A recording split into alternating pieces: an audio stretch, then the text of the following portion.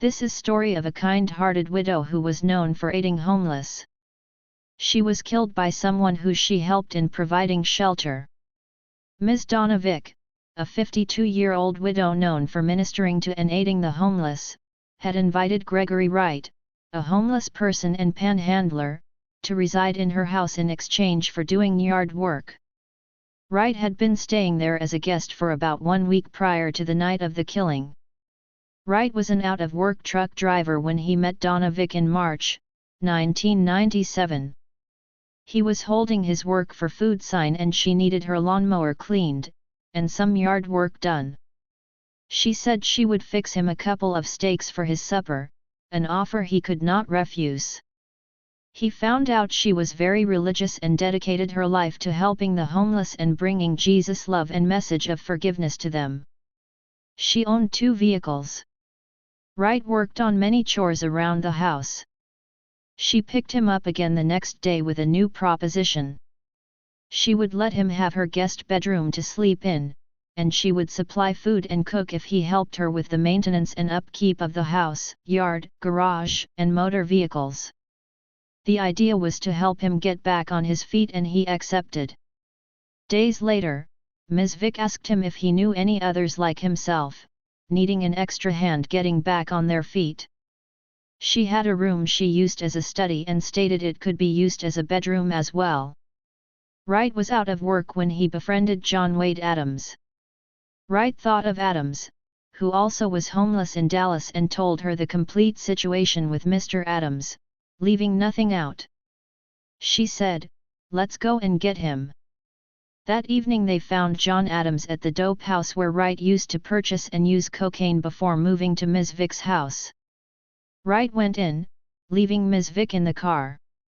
Wright explained to Adams he had found him a job and a place to live. Adams was high and almost incoherent. After 15 minutes, Wright finally escorted him out to the car. Adams did not like Ms. Vick preaching to him. Adams was dirty, from living on the streets. Wright had picked up a mailed package from someone's house his parents had sent. It contained clean clothes and a pair of work boots. They stopped at a gas station to let John Adams change clothes and get cigarettes. Wright asked Ms. Vick to drop them off at a bar to give Adams a chance to come off his high. Alcohol slows you down. She dropped them off, making sure they had enough money for cab fare home. The evidence reflects that they stayed at the bar until 2 a.m. Then returned to Ms. Vick's home, where Ms. Vick cooked some food for Adams and Wright. Ms. Vick then went to bed. At some point thereafter, Wright held up a paper towel toward Adams with the words, "Do you want to do it?" written on it. The 2 men, armed with Adams' pocket knife and a butcher knife from Ms. Vick's kitchen, went back to her bedroom where they proceeded to stab Ms. Vick repeatedly to her death. Wright and Adams then gathered up items in the house belonging to Ms. Vick, including her microwave, portable CD player, TV, VCR, computer equipment, and newly purchased weed eater, and placed them in her car where they transported them to the crack house to trade for drugs. Llewellyn Mosley testified that Adams and Wright arrived at his house on the night of the murder and told him that they had some things from a woman in DeSoto that they wanted to get rid of, including a television, a weed eater, a rifle, a color printer, and a microwave. Several of these items were later identified as belonging to Donna Vick. Wright negotiated with the dealer. After exchanging some of the items, Wright and Adams appeared cheerful and exchanged high fives. The next day, Adams asked an employee at a video store to call the police because he wanted to turn himself in. Adams directed the police to Donna Vick's house and assisted in recovering her car. DNA testing revealed that blood found on the steering wheel belonged to Wright. At the house, the police found Donna's body on her bed and Wright's bloody fingerprint on her pillowcase. In a trash can, the police found a handwritten note reading, "Do you want to do it?" Adams also led the police to a shack that Wright sometimes stayed in, where they arrested Wright and seized a bloody and gold paint-splattered pair of blue jeans. Outside the shack, the police found a bloody knife. DNA evidence established that the blood on the knife and jeans was Donna Vick's. Several cans of gold spray paint were found in Wright's home, and witnesses testified that Wright had previously been seen with gold paint on his face and clothes. It was theorized that Wright had inhaled spray paint to get high. The police also found mail addressed to Adams at the shack. Adams also led the police to a knife in a vacant lot near Mosley's home. DNA testing revealed that the knife had Donna Vick's blood on it. A medical examiner testified that Donna could have been stabbed by more than one knife. At trial, the prosecution argued that both Adams and Wright attacked Vick. The jury found Wright guilty, and he was sentenced to death. Adams was tried separately and also was convicted and sentenced to death. He could have been the hero in this if that was a true story. But if there was any truth in what he said, he could have probably stopped this. And if he wanted to protect his friend, all he had to do was call 911 and get an ambulance out there. Detectives thought both Wright and Adams were very much total participants in what happened that night, no doubt. Since day one, each of them were blaming it on the other one. When taken into custody, Adams proceeded to put all blame on Wright, something that became the linchpin of the prosecution's case against Wright. The state pursued the theory that Adams' statement was credible, that Wright, not Adams, had stabbed Ms. Vick using Adams' knife. However, when the state subsequently tried Adams for his participation in the murder, the same state vigorously objected to the admission of this same statement, claiming now that the statement was unreliable, self-serving hearsay. The state's evidence against Wright at trial consisted solely on circumstantial evidence linking him to the crime. Only the statement of Adams and a convicted drug dealer by the name of Mr. Mosley, both highly unreliable witnesses with a clear motive to fabricate their testimony, directly placed Wright at the scene of the crime. In fact, when Mosley testified against Gregory Wright, he was facing possible prosecution by the state for receipt of stolen property, possession of cocaine, possession with intent to sell, and enhanced by his prior record, he would have received minimum 25 years if found guilty of his admitted crimes. Detectives found the human jeans contained with Ms. Vick's blood in the leg and crotch area. The evidence at trial established that in fact Wright was wearing dark new jeans the night of the murder.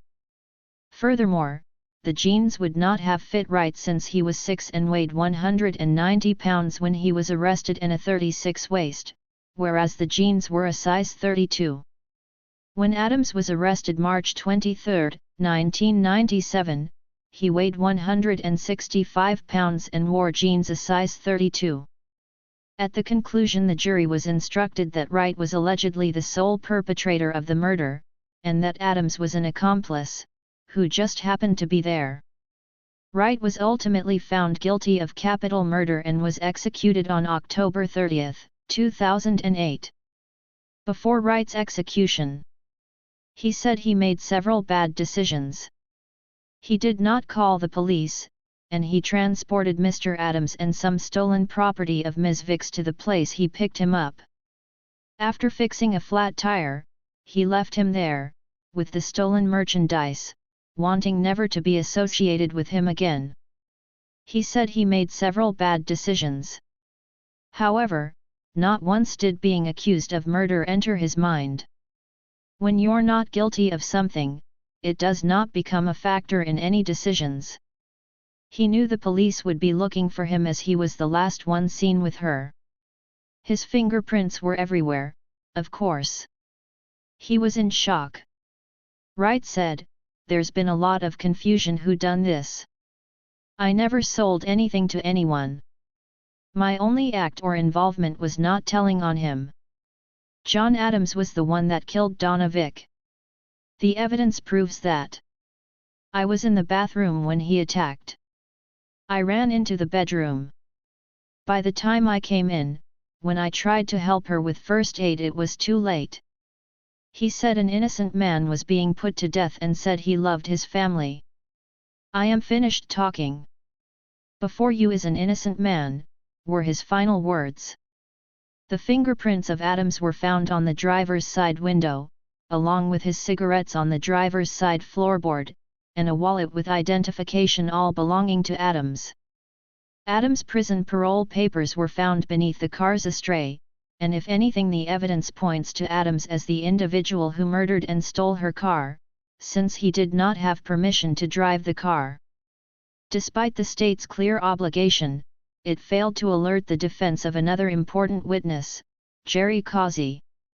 The state used him in Adams' trial as its witness to convict Adams for the murder of Ms. Vick. Causey testified that he was present at Mosley's crack house when Adams turned up trying to exchange stolen goods for crack just hours after the murder. Causey asked Adams whose car he was driving and Adams said, "It's the bitch's car," whereupon Causey asked Adams, "What bitch?" and Adams said, "The bitch I killed." Despite the obvious exculpatory nature of this statement concerning Wright, the state never informed his attorneys of the existence of Jerry Causey. The state never identified or listed Causey as a possible witness in Wright's trial, although they knew about this before Wright's trial. Like Adams' confession to Mr. McGaughy, the video store clerk, the confession to Mr. Causey inculpated Adams while exculpating Wright. The state's failure to inform Wright's attorneys of this obvious exculpatory evidence undermined his ability to present his claim of factual innocence.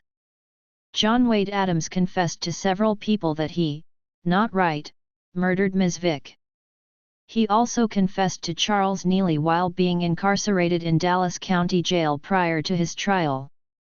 Mr. Neely came forward with this evidence when he learned that Wright had in fact been convicted of the crime. Moreover, Wright has adamantly denied committing this crime, telling police officers all along, "You have the wrong guy." This affidavit also supports Wright's claim of factual innocence.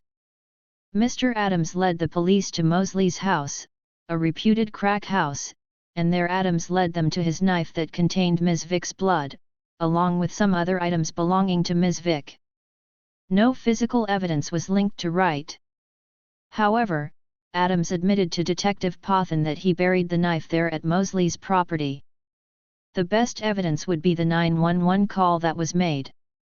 The actual 911 call reporting a murder would be the most accurate version of that confession.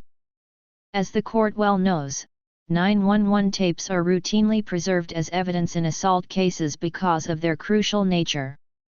Curiously, in this case the prosecutor claims to have lost any record of his call.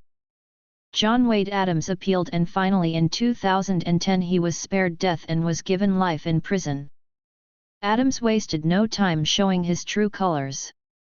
Immediately after a mistrial was declared by Dallas District Judge, he leaned back in his chair in the courtroom and said to the victim's family, "I won."